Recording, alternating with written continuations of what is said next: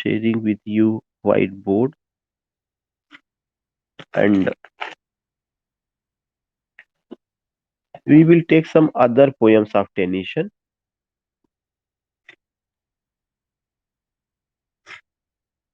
इसमें से जो मैं हेडिंग डाल दे रहा हूँ कि सम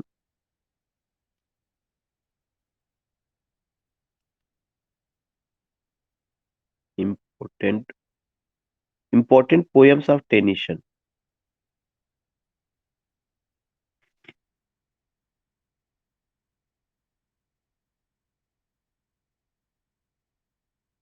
you will come to know कि ये जो इम्पोर्टेंट पोएम्स ऑफ टेनिसन रहा है, इसमें से एक जो सबसे इम्पोर्टेंट चीज है which you have to go, कल के पढ़ाने के बाद, देयर इज अनदर थिंग. एक तो है the palace of art. The palace of art.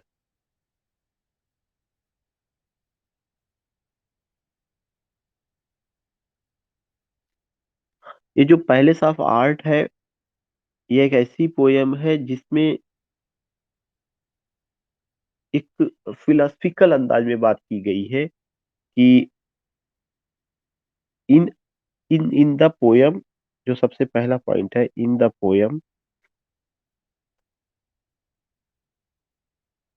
In the poem a man constructs a palace,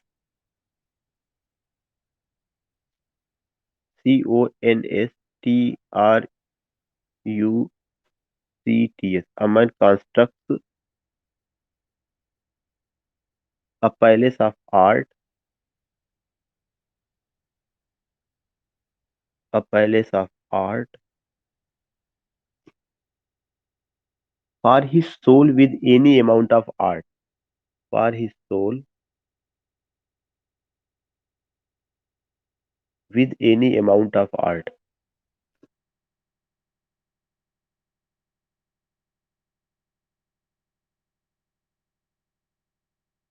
with any amount of art.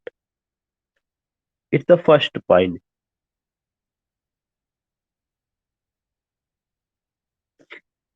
और जो इसमें आर्ट का यूज किया गया है, वो आर्ट सिंबल है. किस चीज का सिंबल है? Second point, that art is symbol of what? That art is symbol of, specially जो उसका आर्ट है और जो गार्डन है, that is the symbol of, it's art is the symbol of,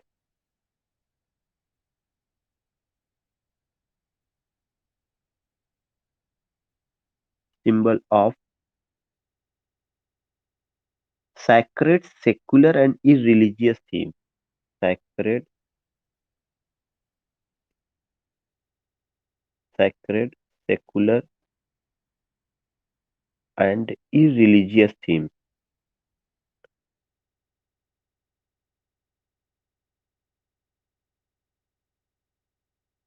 Irreligious theme.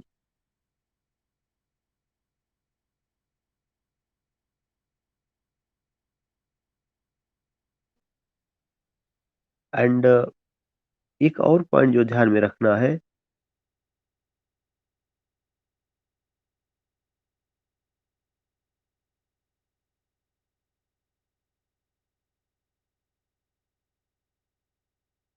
there is the reference of,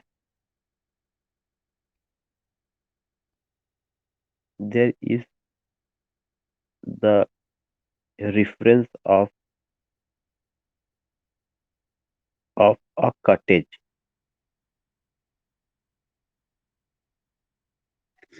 There is a reference of a cottage. एक cottage का भी reference है,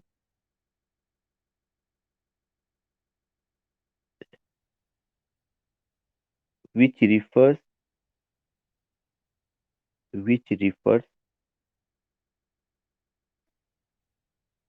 purging of guilt, purging of guilt. So these are the 3 points which you have to remember regarding this poem.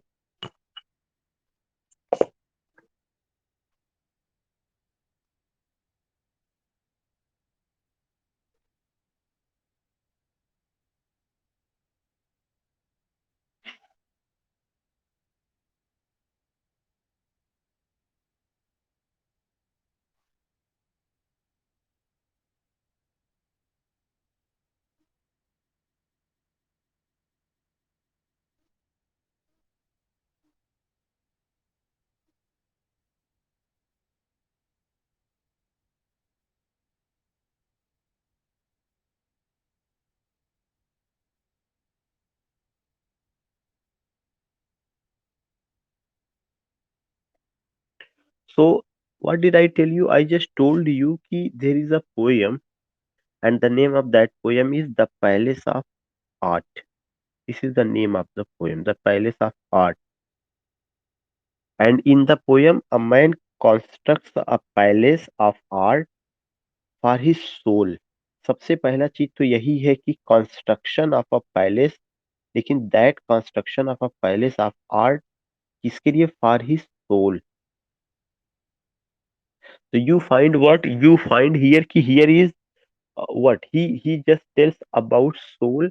और अगर वह soul के बारे में बात करते हैं तो इसका मतलब कहीं ना कहीं स्पिरिचुअलिटी या something other. these things you can just see here. And ये जो सोल है इसका रेफरेंस या इंडिकेट करता है कि जो आई जस्ट टोल्ड यू कि ही compromised between science and religion. If science ask where is soul, so you can't prove it कि what's the structure of soul, how you can talk about soul, because वो चीज क्या concrete form में नहीं है. Science में you can prove only that thing which is in concrete form.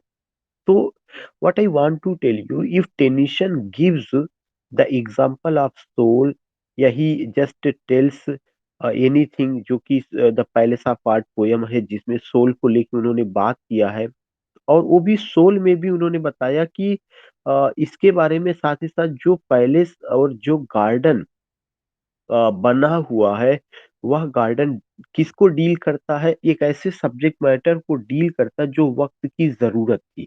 वह क्या subject matter? It's art. It's art का मतलब जो पैलेस वहां पे है, जो गार्डन वहां पे है, उसका आर्ट जो है वो सिंबल है किसका? कि एक sacred,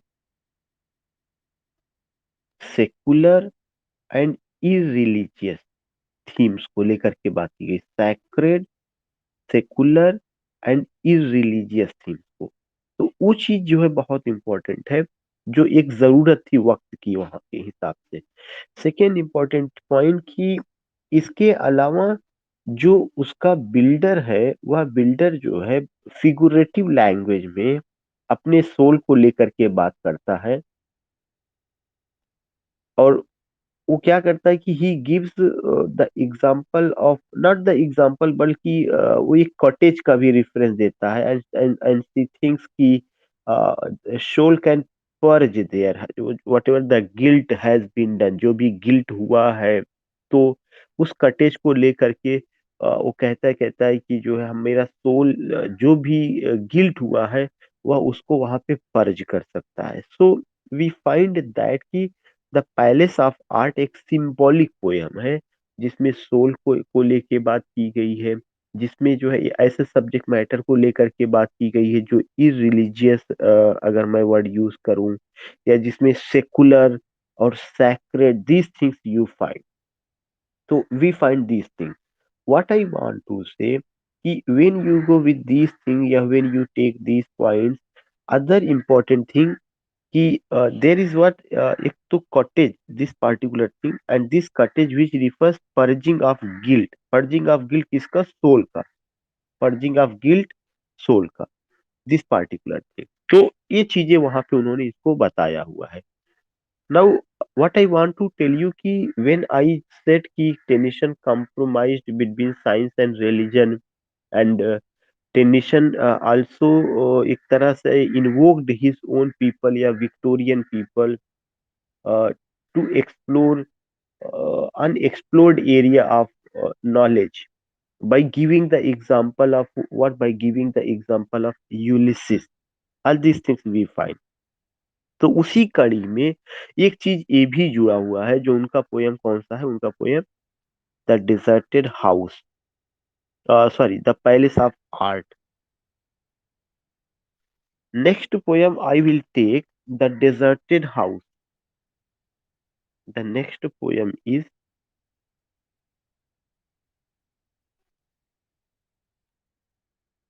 the deserted,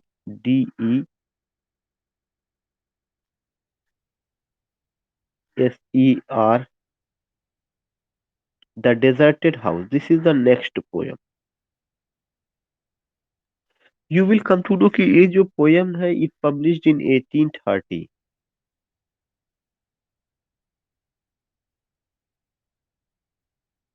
It published in 1830. इन 1830 में पब्लिश हुआ, और उसमें भी किसमें, उनका एक कलेक्शन ऑफ पोयम्स आया था, पोयम्स, पोयम्स चीफली लिरिकल करके।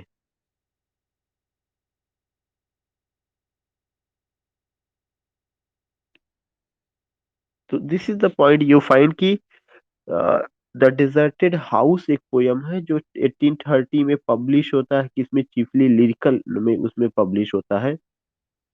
इसमें जो है जो पोयम की सबसे बड़ी खासियत है कि in the poem Tennyson uses the image of a dark house as a metaphor for a dead body. यही एक इम्पोर्टेंट पॉइंट है। जो एक पॉइंट है कि uses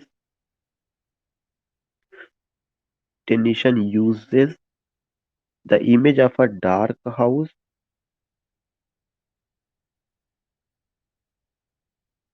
the image of a dark house. Tennyson uses the image of a dark house as a metaphor for a dead body, as a metaphor for a dead body. You will come to know that Tennyson uses the image of a dark house as a metaphor for a dead body. This is another important point. That is what the deserted uh, house जो poem है उसमें उन्होंने इसको use किया हुआ है। And पूरा poem जो है फिफ्थ स्टैंजा में है। You have to remember the whole, the poem contains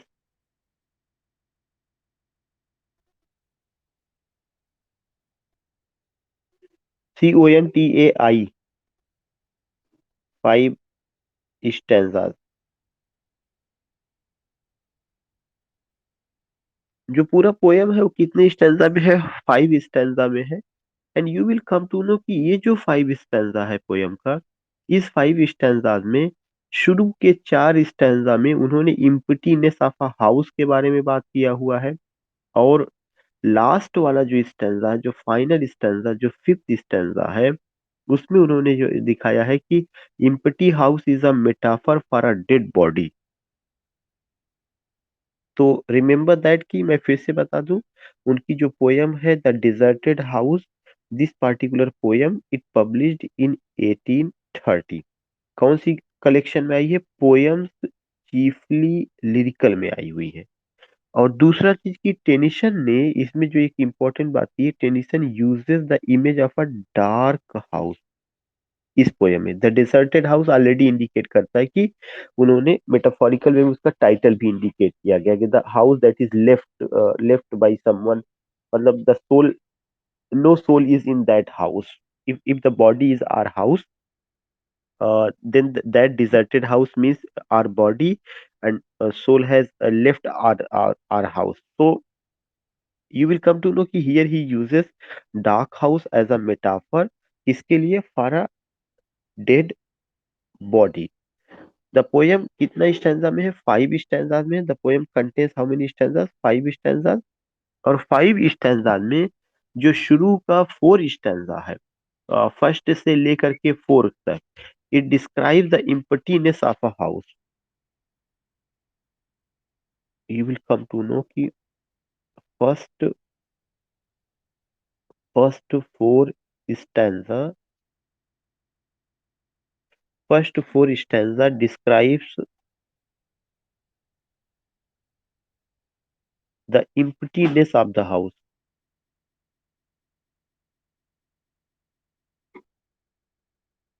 the emptiness of the house। First 4 stanza describes the emptiness of the house, and the last and the last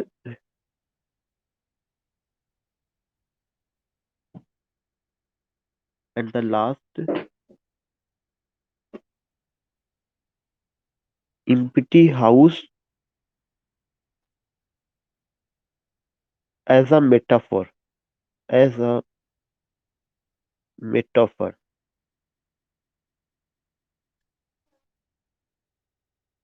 for a dead body। Firoz भाई से पूछो। for a dead body, for a dead body।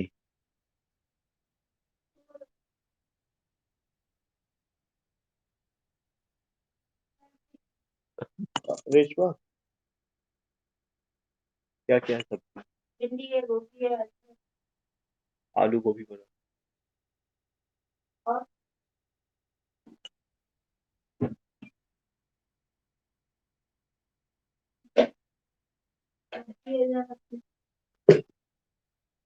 So you find what you find कि first four stanza describes the emptiness of the house, and the last जो है वो empty house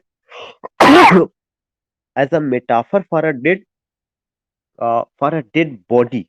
This it refers to what? It refers to body। So you will come to know कि ये चीज जो है for a dead body after the soul has left। यहाँ पे दोबारा आप देखेंगे एक spirituality after the soul has left। Again you find कि कुछ ना कुछ एक स्पिरिचुअलिटी का कॉन्सेप्ट यहाँ पे नजर आ रहा है। और वह स्पिरिचुअलिटी क्या है?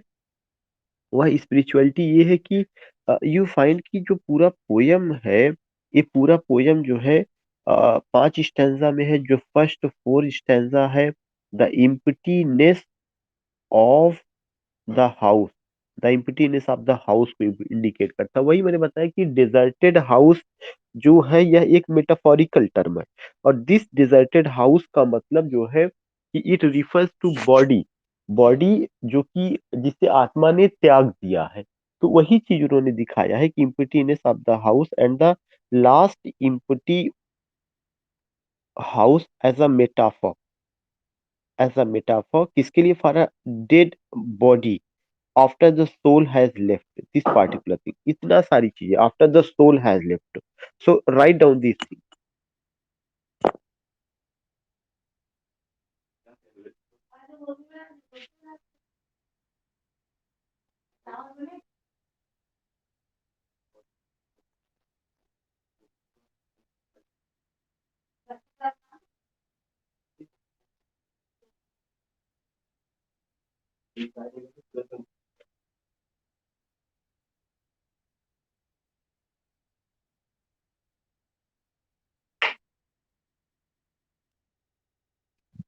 सो you will get these thing कि ये चीजें रही हैं जो उनकी पोयम में डेजर्टेड विलेज में आपको देखने को मिलेगा।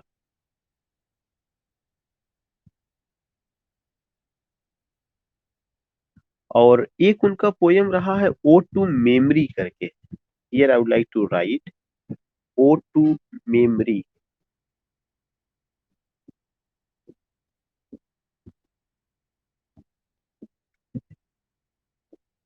ओ to memory, ode to memory जो पोयम है, इस पोयम में उन्होंने कोई खास बात नहीं की है। केवल उन्होंने अपनी जो उनकी मेमोरी है उस मेमोरी को रिकॉल करते हैं, जिसका पूरा जिस्ट आपको एक लाइन में समझ में आ जाएगा।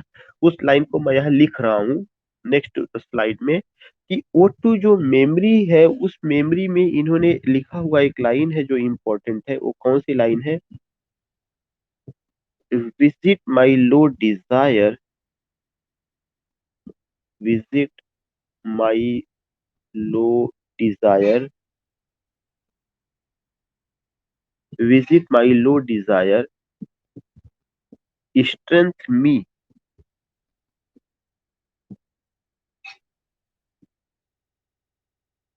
strength me, enlighten me, enlighten, enlighten me. I faint in this obscurity. I faint in this obscurity. This is the line. Just I want to explain. Visit my low desire. कि whatever the desire I he remembers, या he recalls his memory, और उसको जब recall कहते हैं visit my low Dzire, जो भी मेरे अंदर की डिजायर है, उस पार्टिकुलर डिजायर को तुम विजिट करो। और उसका ऑब्जेक्टिव क्या होना चाहिए, जो जो एक इम्पोर्टेंट स्ट्रेंथ मी, मुझे ताकत अता करो, मतलब मुझे ताकत दो। ताकत देने का मतलब कि मेक मी स्ट्रांग, क्योंकि उनका कोई ना कोई डिजायर था कुछ करने के लिए। स्ट्रेंथ मी, और स्ट्रेंथ के साथ साथ इनलाइटन मी, ताकत भी दो, और मुझे रोशन भी करो, एक मेरे ज्ञान में वृद्धि करो। तो ये जो लाइन है, यह इंडिकेट करता है कि जो एक विक्टोरियन स्पिरिट था, उसमें जो है सबसे बड़ा चीज क्या था, इनलाइटनिंग होता था, कि ज्ञान की रोशनी में नहाना, और अपने आप को जो है दिखाना कि I am ready to do something. और फेंट इन दिस, आई फेंट इन दिस ऑब्सक्यूरिटी। और जो उस समय का सिचुएशन था, एक डायलेमा वाली सिचुएशन थी, कि Victorian age was the age of dilemma, illusion, doubt, dispute. ये जो स्थिति थी, तो वो ये भी कहते हैं कि मैं भी इस डायलेमा में आई फेंट हो चुका हूँ, मैं भी अपनी यादें खो चुका हूँ। फेंट का मतलब होता है एक तरह से धुंधलापन, समटाइम्स इट इज सेड कि मूर्छित होना, या मेमोरी का लॉस होना। तो आई फेंट कब, in this obscurity. Obscurity here refers to hard time. कौन सा ऑब्सक्यूरिटी है, कि what I have to choose, इधर साइंस और रिलीजन, सच अ थिंग। जब वो कॉन्फ्लिक्ट पाते हैं, तब वो कहते हैं मैं किधर जाऊं। तो इस कंडीशन में, इस लाइट में वो कहते हैं कि रिक्वेस्ट करते हैं कि मेमोरी जो है, उस मेमोरी को रिफ्रेश करने की जरूरत है, उसको बूस्टअप करने की जरूरत है, अपने आप को इलाइटन करने की जरूरत है, अपने आप को स्ट्रेंथ देने की जरूरत है, और हमें इस डायलेमा में पड़ना नहीं है कि what I have to take. तो एक इंपॉर्टेंट पॉइंट आपको ओ टू मेमोरी जो उन्होंने लिया हुआ है, इस चीज को उन्होंने लिया हुआ है, या इस सब सीरियस सब्जेक्ट मैटर को उन्होंने इस पे कवर किया हुआ है। So what did I tell you, I just told you कि ये चीजें रही हैं जो उनकी पोयम का हिस्सा है।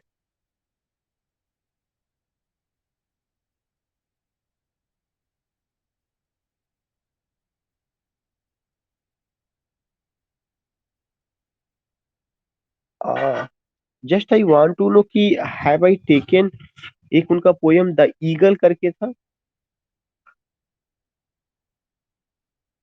अच्छा, एक उनका पोयम है, बहुत छोटी सी पोयम है, द ईगल। EAELE, जो ईगल है, इस पोयम में you will come to know कि यह उनका शार्टेस्ट पोयम है, सबसे छोटी पोयम है। टेनिशन टेनिशन की अगर कहा जाए कि टोटल इसमें 6 लाइन है, तीन तीन स्टैंजा को उन्होंने 2 लाइन किया हुआ है। तो you have to write down one of the shortest poem, one of the shortest poems of Tennyson, one of the shortest poems of Tennyson, number 1। Number 2, पूरा का पूरा इसमें, it has how many, it has 2 stanzas with 3 lines each. Next point, it has 2 stanzas with 3 lines each. With 3 lines, her stanza में जितनी line का use किया गया, वो कितनी लाइन है, 3 lines, with 3 lines each. So you will come to know कि इसमें टोटल कितना है। It has 2 stanzas with 3 lines each.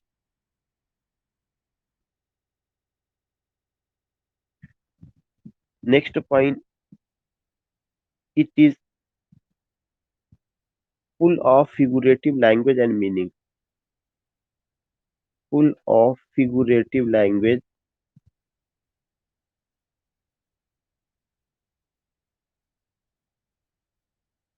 And meaning.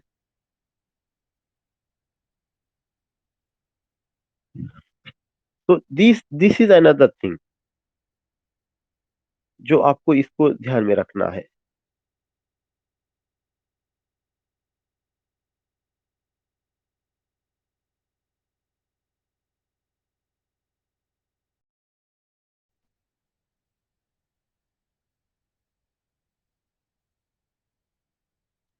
Have I taken Morte d'Arthur? Okay okay okay, that's a very important point. तो इस poem के बारे में जो मैंने आपको बताया, just I want to say कि ये जो पोयम है, एक तो यह शार्टेस्ट पोयम है। ऑलरेडी आप इसको समझ सकते हैं कि अगर केवल 6 लाइन में है, वो भी 2 स्टैंजा में डिवाइड है, तो उसका तो कितना स्टैंजा है? 2 स्टैंजाज में है। और हर स्टैंजा में कितनी लाइंस है? 3 लाइंस है। और पूरा फिगुरेटिव। टेंशन की तो एक खासियत थी मेटाफर का यूज करना, और so many figures of speech उसको उन्होंने वो किया हुआ है। Next poem which I want to take, that is the next poem is,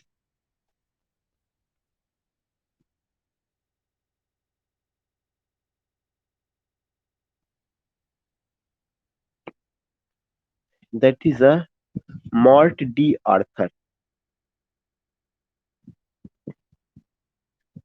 MORTE, Morte d'Arthur, ARTHUR,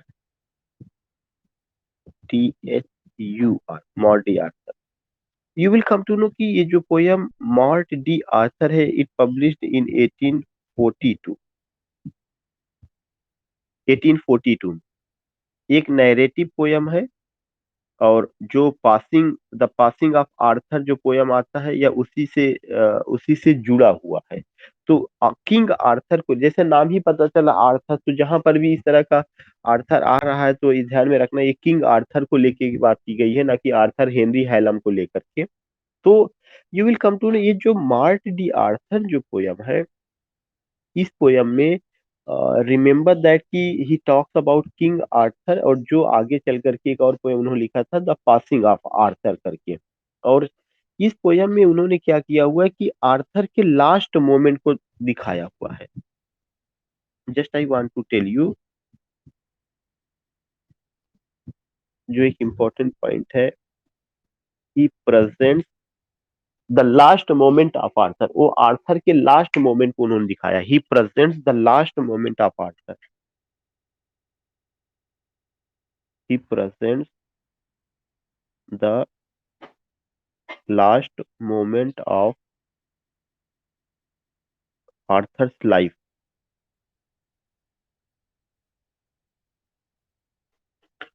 जो किंग आर्थर है, उन्होंने दिखाया कि किंग आर्थर एक बैटल में, वो एक तरह से उन्होंने बैटल है उसमें उन्होंने पार्टिसिपेट किया है, और now he is about to die.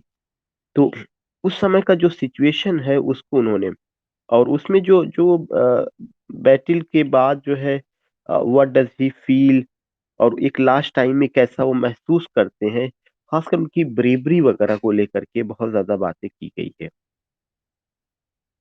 दूसरा चीज जो है, it also gives, next point, it also gives an account, it also gives an account of the death of king Arthur, of the death of king Arthur,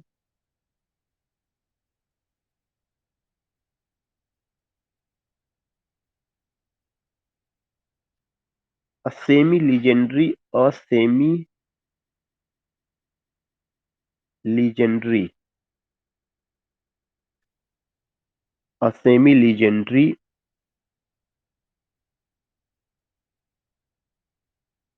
English general,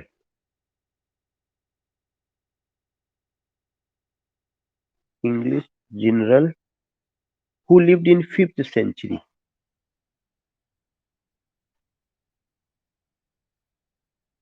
who lived in 5th century।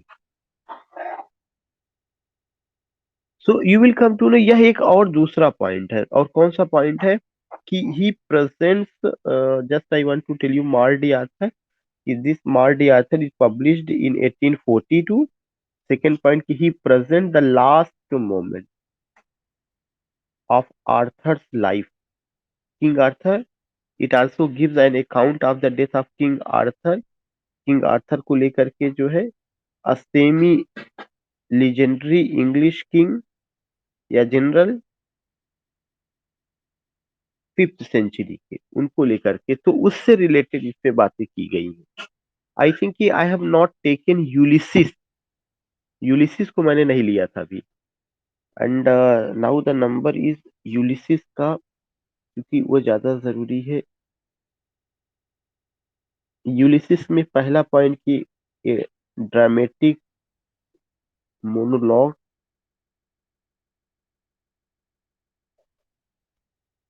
दूसरा point Ulysses, ULYSSES, a legendary hero of Trojan War, a legendary hero of Trojan War who has been mentioned,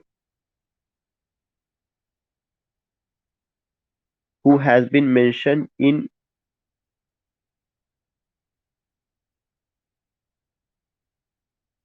Homer's Odyssey.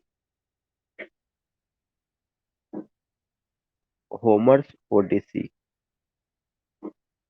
Next, I think that is the second point. Third point,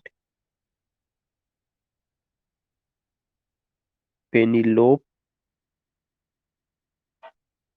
is his aged wife. Telemachus is his son. Uh, Telemachus is his son. पांचवा,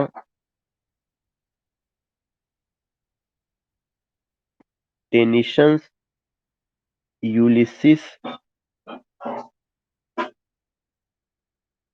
gives up his kingdom. Tennyson's Ulysses gives up gives up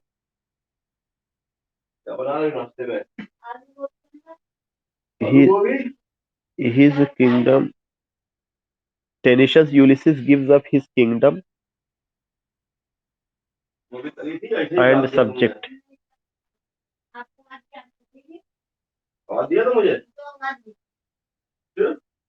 And subject. Tennyson Ulysses gives up his kingdom and subject. उनका उनका अपना objective क्या है? उनका अपना objective ये है कि that is a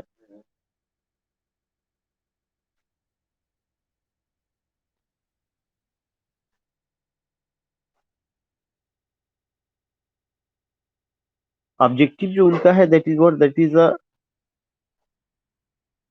to explore unexplored land of knowledge, to explore unexplored land of knowledge.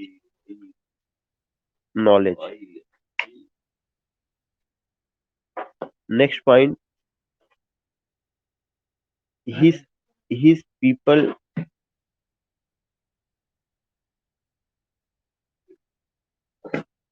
that is do not his people does not know him. They hoard, feed, feed and sleep. They hoard, feed and sleep. They do not know him about that man. They hoard, feed and sleep. और उनका एक line है, note करके, अक्सर ये कहा जाता है, to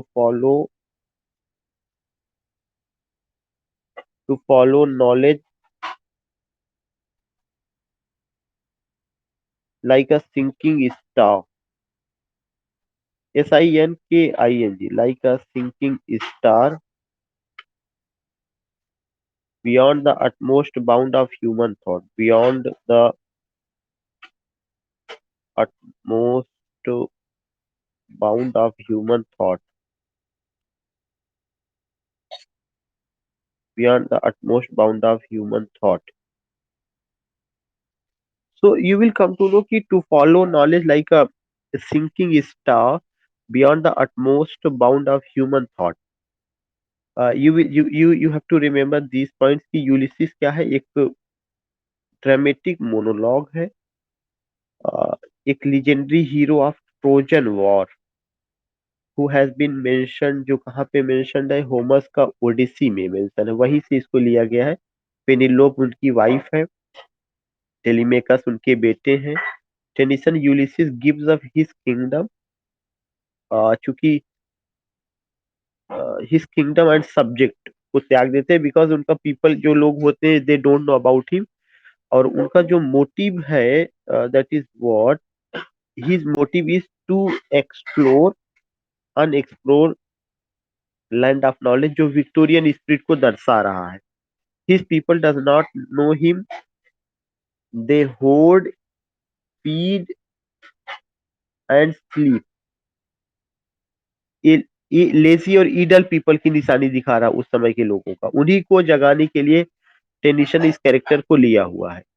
to follow knowledge like a sinking star beyond the utmost bound of human thought, ये जो है पोयम का आपका एक हिस्सा रहा है या उस पे रहा है। तो you will come to know कि these are the important poems of that man. And one more poem, I don't know कि whether I have taken the Lotus Eaters.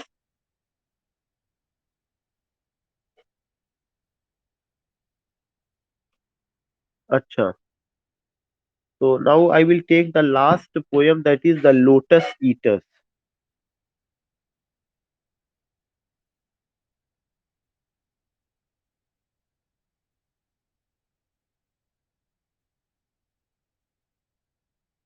The lotus eaters में जो आपको ध्यान में रखना है कि ये भी पोयम कब पब्लिश हुआ, 1832 में, इट पब्लिश्ड इन 1832।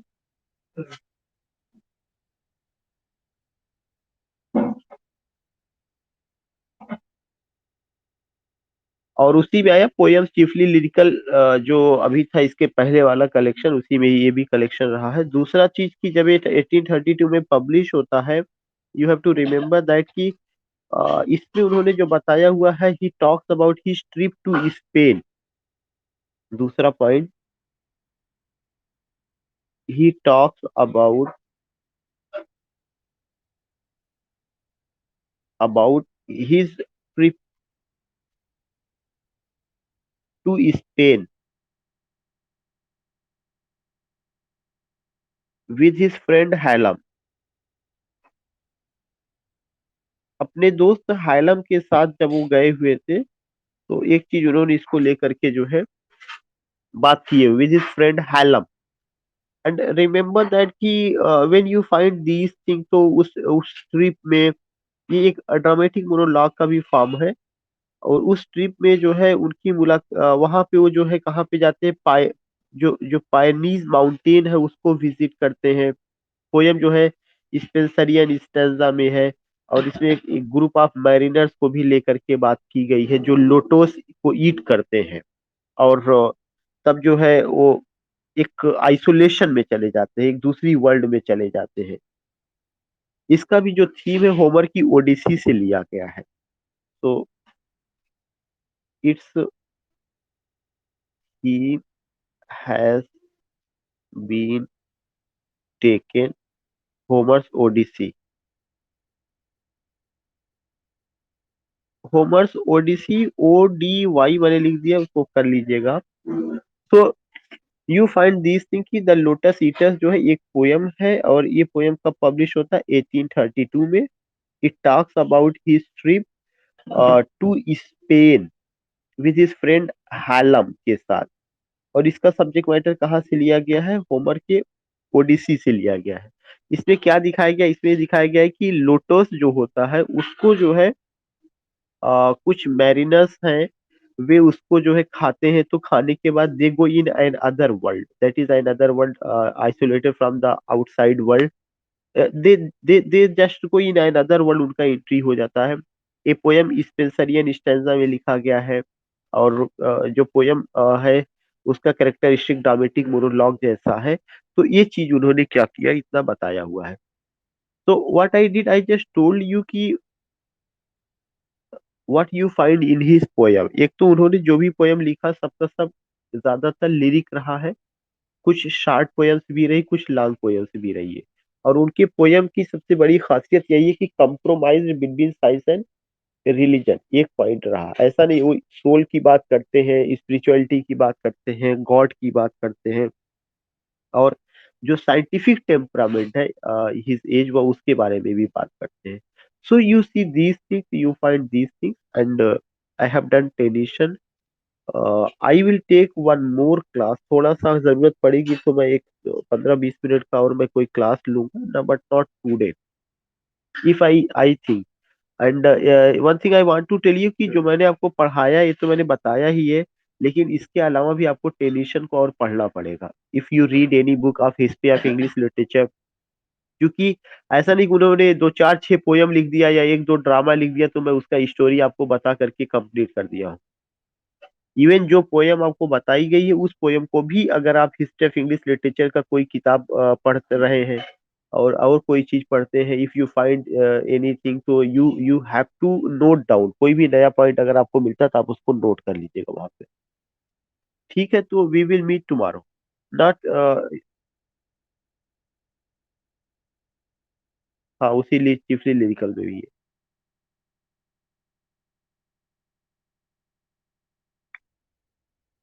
मॉर्डी आर्थर जो है वो रहा है, क्या नाम है, उससे रिलेटेड थॉमस मैलोरीज का मॉर्डी आर्थर आर्थर रहा है, उन्होंने उस पे किया हुआ है, उन्होंने भी लिखा हुआ था। आर्थर एक लीजेंडरी किंग थे ना, जो 5th सेंचुरी के थे, तो उनकी एडमिरेशन में बहुत सारे लोगों ने बाद में खास किया। थॉमस मैलोरी का मॉर्ड आर्थर आई थिंक परहैप्स वो भी पोएटिक वर्क ही रहा जो लैटिन में रहा था। लैटिन में रहा था और उसको विलियम कैक्सटन ने इंग्लिश में ट्रांसलेट किया था 1485 में, ऐसे ही करके कोई डेट रहा। हाँ, कुछ ऐसे ही।